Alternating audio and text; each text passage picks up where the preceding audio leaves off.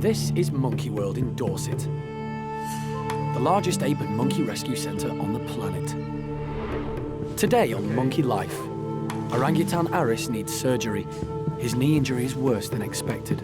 Now, the worry here is that he could lose his knee completely, and we've got to try and save that for him. Chimps Patricia and Hana finally kiss and make up. And Sheamus is in for a shock when he meets big male Paco.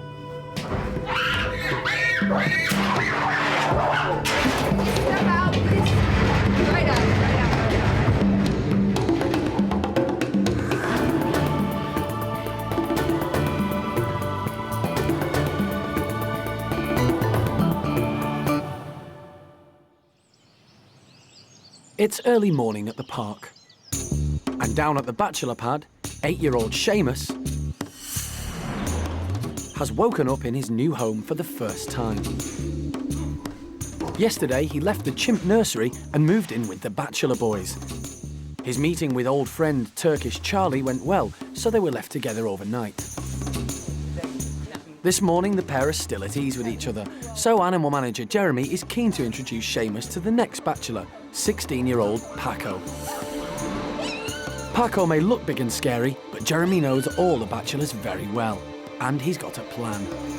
Paco's quite a nice, fair sort of character, really. He's ambitious, he's very bright. As chimps go, he's quite a good politician, and that's hopefully going to be to Sheamus's advantage. And there's another important reason for Sheamus to meet the big male. Paco may be in the running for alpha male of the group one day, so it's important that the two become friends. And because of his size, Sheamus won't be a threat to Paco or the other Bachelors. He is quite a small chap by comparison, well, very small comparison to this lot. So therefore, you look at him and you don't think, goodness me, this bloke's going to take my job. You look at him and think, look at him, isn't he cute? Well, hopefully, that's what we're banking on. He's a lovely little boy, but he's also a moron. And what better place for him than with all the rest of the yobs? So, I mean, that's why everybody else is in here. I mean, look at Sammy there. He's as daft as a brush, but he's a nice guy. So therefore, Sheamus ought to fit in now. He'll find a niche and become one of the brainless yobs, because that's what he is. And then he's in the best place. What better place for him than, not to have to use his brain? Paco is ready and waiting to meet Sheamus. When we let him through here and let them see each other through the mesh, and then be ready to open the door if it's looking good. Okay, here we go. Come on, Sheamus. Sheamus is aware another chimp is behind the door, so he's understandably nervous. Good boy. Paco is much bigger than Sheamus and could potentially hurt him. Good boy, mate. To everyone's relief, Paco stays calm, which is a positive sign. That's good. Well done. But the calm atmosphere doesn't last long, and things quickly take a turn for the worse. Good boy.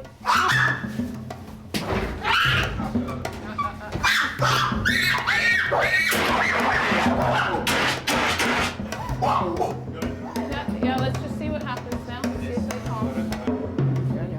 A fire extinguisher is used to break up the meeting. The harmless CO2 gas and the noise is enough to make Paco back off. And he came in. If Sheamus hadn't have screamed, we might have been okay, because Paco came in big but not attacking. So if Sheamus had just sat there and stuck his lip out and said hello, we might have been okay. But as it was, Sheamus was scared. Perfectly reasonable, perfectly normal. My interpretation, he did very well. Yeah. And, he's obviously ignorant because he's never been in this situation particularly. Paco's a little bit of a, we don't know what to expect from him because he's sort of reached maturity now. He's all grown up. He wants to impress, he wants to prove his point, look at me, how big I am. And he clearly thought, this is a good person to demonstrate on. But everybody's good, and now we'll reassess. We fall back on bringing in all of the easy guys.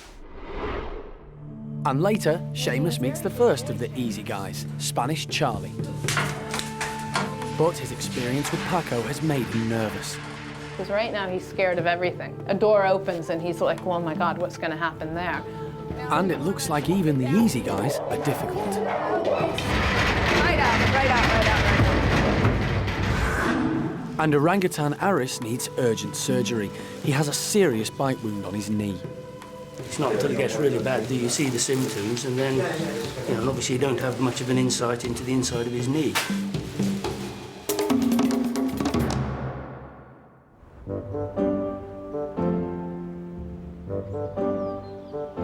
When Sheamus meets the rest of the Bachelor boys, he'll find daily life in their enclosure isn't always crazy. Right now, they're outside taking it easy. This is a group of males, so naturally there's the odd flare-up. But on the whole, they're a settled group and usually get along just fine. Buxom is a boisterous and occasionally aggressive chimp, but not today. Today he's in the mood for grooming and he's focused on 27-year-old Charlie. Charlie takes life slowly and he's only too happy to be pampered by Buxom.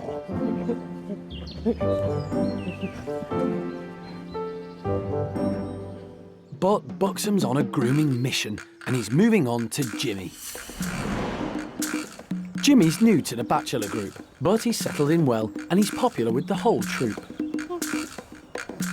Hopefully life can be as enjoyable as this for Sheamus when he finally gets used to the fact that he's now one of the Bachelor boys. Meanwhile, Jimmy's just happy enjoying Buxom's unusually calm, playful mood. Maybe because he knows it's unlikely to last long. They are the Bachelor boys after all.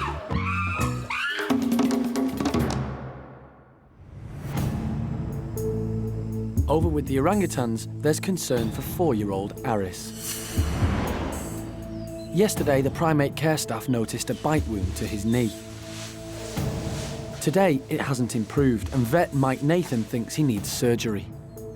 Over the weekend, the hole needs swollen up and it's burst and there's pus coming out of it. Now, the worry here is that if this has gone into his joint and he's not using his leg properly at all, then he's got what we call a septic arthritis. The pus is coming out from in between the coverings around the bone, and that's really very serious. It loses knee completely, and we've got to try and save that for him.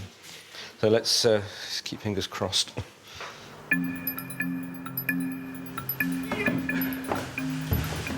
Aris will need to be sedated before Mike can take a look at his leg. The easiest and least stressful way is for animal manager Jeremy to use a blowpipe to inject Aris with anaesthetic. But he needs to be 100% sure of his aim before he takes the shot.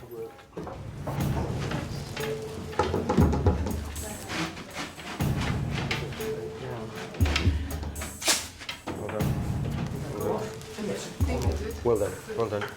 The team don't know who bit Aris's knee because it happened during the night. But as he's quite a feisty young orang, it's likely he was being too boisterous and one of the adults told him off. I need to cover yourself down there. Mike needs to ensure Aris is fully sedated before he can begin his examination. As he isn't completely asleep, he's being topped up with anaesthetic gas. Still in the limbo.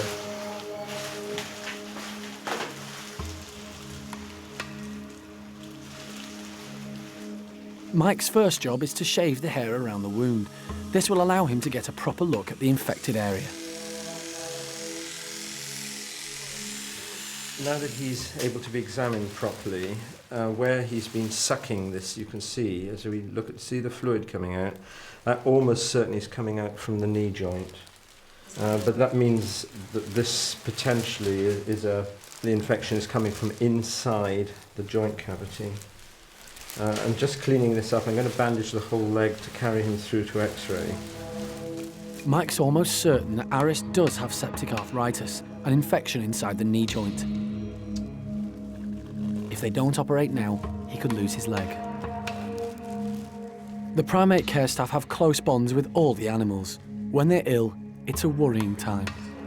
The thing is, with a lot of animals, but particularly with anthropoids, is that they don't show symptoms. It's a weakness. So, it's not until it gets really bad that you see the symptoms, and then, obviously you don't have much of an insight into the inside of his knee. Are you ready?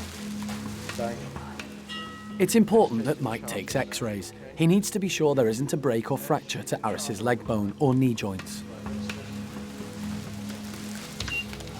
Okay, we'll get... But the x-rays look good. There seems to be no damage to the bone. There's nothing untoward. I didn't expect to see any changes so quickly, but it's sensible to have taken the pictures and make sure that there's no break or anything like that, you know, any crack in the bone that there could be, and then we'd be doing something foolish. Okay, let's see. We're now going to open up the knee. Later, surgery reveals the damage to Aris's knee is much worse than they first thought. The crack goes from there till there. No, I don't think so.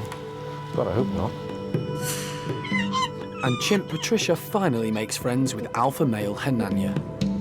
We're at a good place now, hopefully. Yeah, each day you see improvement with her.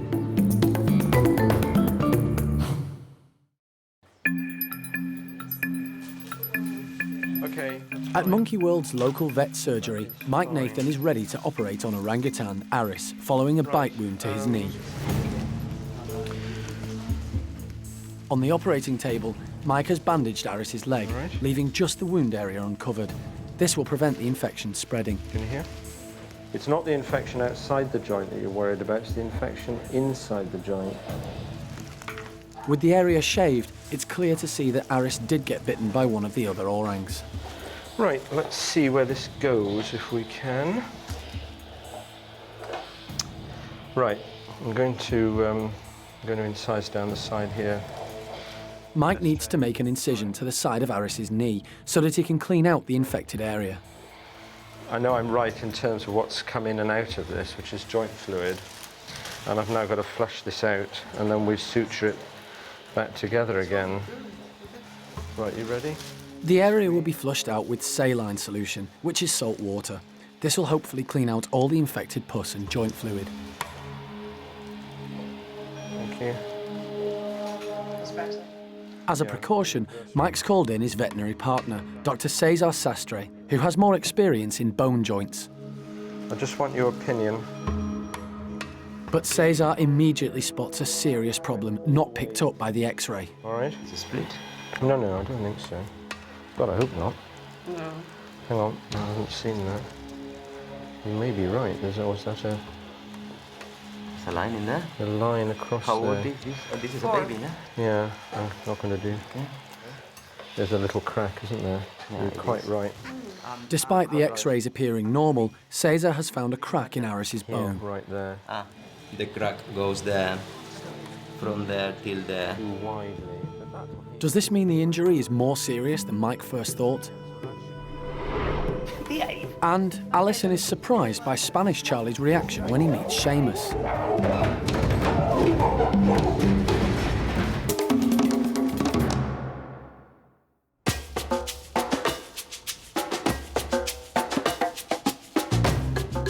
Over in Hananya's chimp troop, the team have been trying to get Patricia to feel comfortable in the company of alpha male Hananya.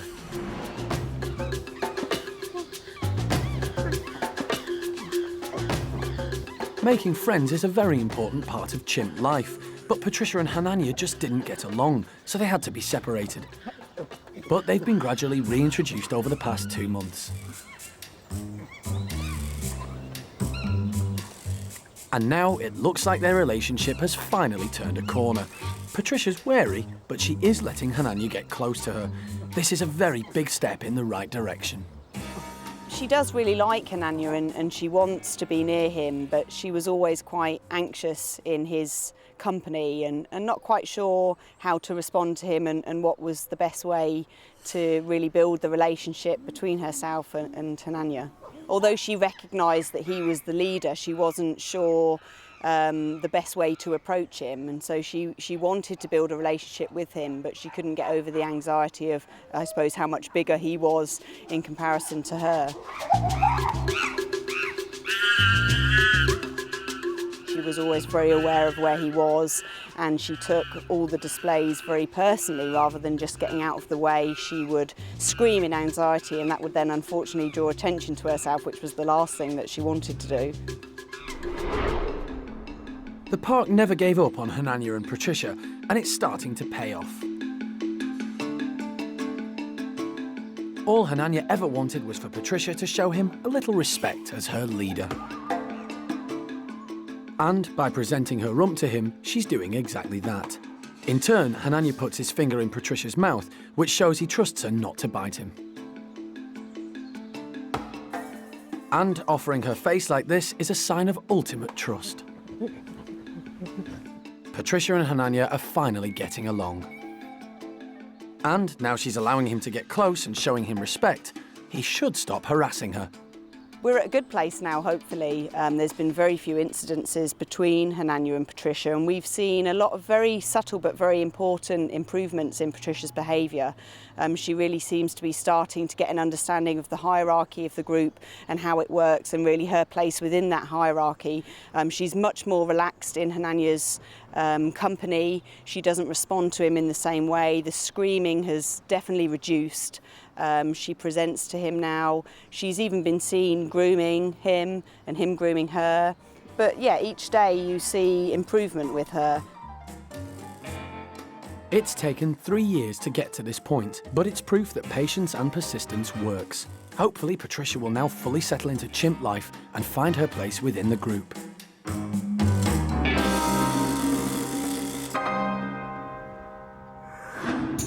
Back in the pavilions, Sheamus is still getting along well with Turkish Charlie, but it's time to meet the next of the bachelors, Spanish Charlie. He's a nice chimp, so hopefully he'll give Sheamus a better reception than Paco.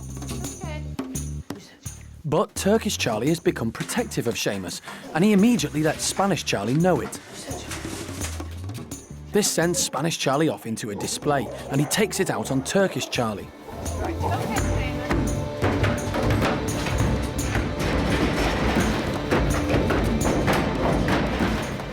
Sheamus wisely backs off. In fact, everyone backs off in the hope Charlie will calm down. Step out, please. Right out. Chimp meetings can be feisty, and Sheamus is going to have to learn this if he's going to settle in with the bachelors. But it's not as serious as it looks. Spanish Charlie, I mean, from the very beginning, that's been one of his sort of like distinguishing characteristics, is that he sort of launches off into displays at really inappropriate times, or, you know, sometimes when you can't even figure out why he's doing it. So, you know, if Sheamus can learn from this that you can be a big male, you can display, you can make a heck of a lot of noise, and you know what, you can even run by and slap me once, but that's not the end of the world. That's basically desensitizing Sheamus, because right now he's scared of everything. A door opens and he's like, well, my God, what's going to happen there? Now Spanish Charlie has calmed down, the two Charlies are happy to forget the whole thing and enjoy playtime. But Sheamus isn't used to Spanish Charlie's outbursts, so he's backed off into another bedroom.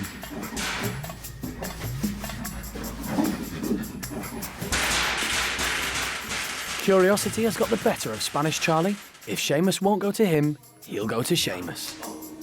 Good boy. That's good. Well done. Charlie went up, actually gave him a really nice hug. That was good. And then he started sort of pushing him around a little bit, and then Sheamus gave out a little yelp. But when he did, Spanish Charlie backed right off. Oh, sorry. And Sheamus was a little bit surprised and pleased by that. So that was a good step. We'll be able to leave the three of them together overnight now. Sheamus loves to have fun, so hopefully the two Charlies' play session will soon be too much for Sheamus to resist.